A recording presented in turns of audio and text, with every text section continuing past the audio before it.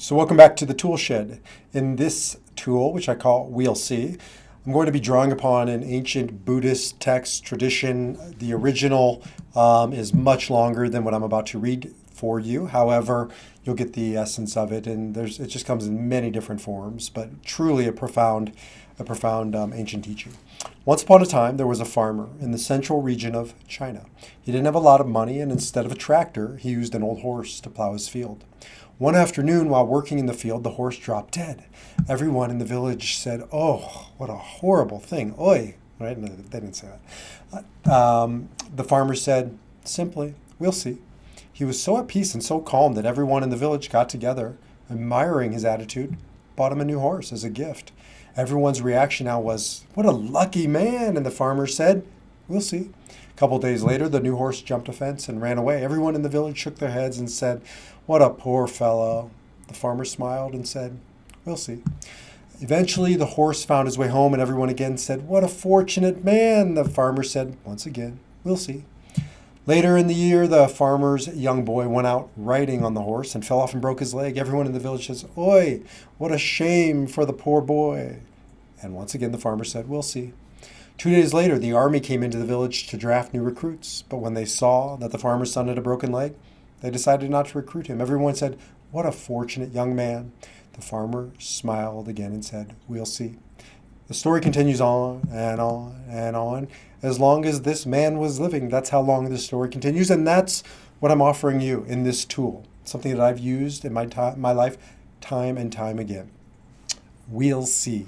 I love Buddhist practice. I've been practicing Buddhist mindfulness meditation practice for 25 years. I studied Buddhism after college at the university level and almost pursued a set of coursework in it. Instead, I went the rabbinic direction, but the bottom line was enamored with it, continued to practice it for this very principle. We'll see. It's about not giving a shit. That's not what this is getting at. I think a lot of people could misread this as complacency, as a passionless existence, as a lack of desire or care or commitment. That's not what this is about.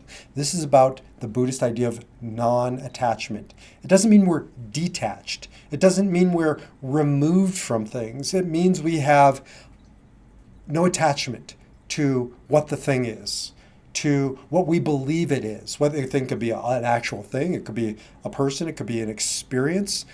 I'm not saying that this is the ideal to live at all moments in our lives. I do believe there's a time and place for attachment.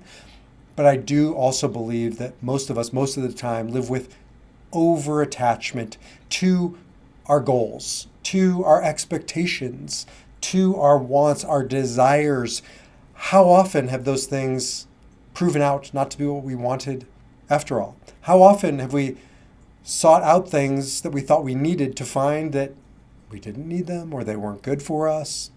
We would have been better off without that particular thing, person, experience.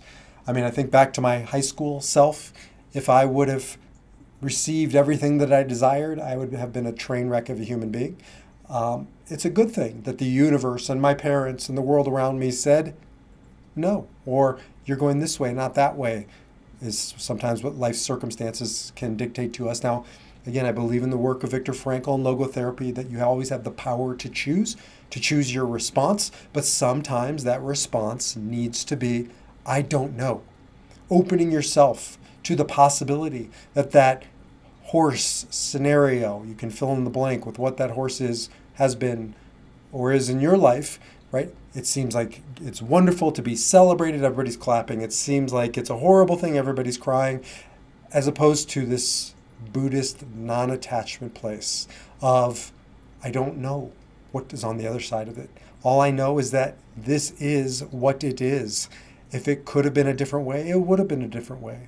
If I could choose a different outcome, I would choose a different outcome, but I don't get to decide the outcome of this particular scenario, this particular situation. I simply must stay in a healthy way, non-attached, and just be present, and just bear witness, and just to go with the flow, which is for an Enneagram 8 like me is not an easy thing, but it's a necessary thing at times. And opening ourselves up to this new way of being Or, again, as I call it, we'll see. Try this in your relationships. Try this with all of those disappointments in life. Try this in situations where everything in you wants to jump up and down and clap and celebrate and say, I just won the lottery. Most lottery winners end up unhappier than they do happier after having won the lottery. So a non-attachment approach, a stand back approach, a healthy distance from the thing, from our expectations, from the outcome, and just to bear witness and be along for the ride and say in those situations simply, we'll see.